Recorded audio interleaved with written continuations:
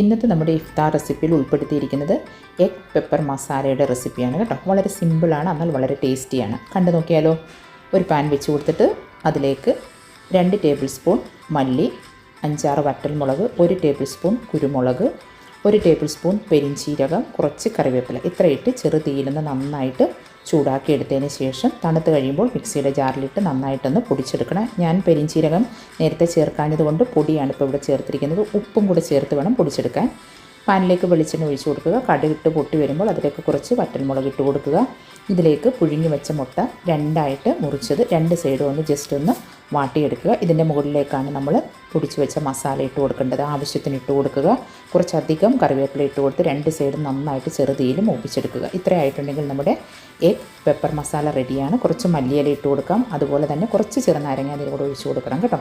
അപ്പോൾ എല്ലാവരും ഒന്ന് തയ്യാറാക്കി നോക്കുക.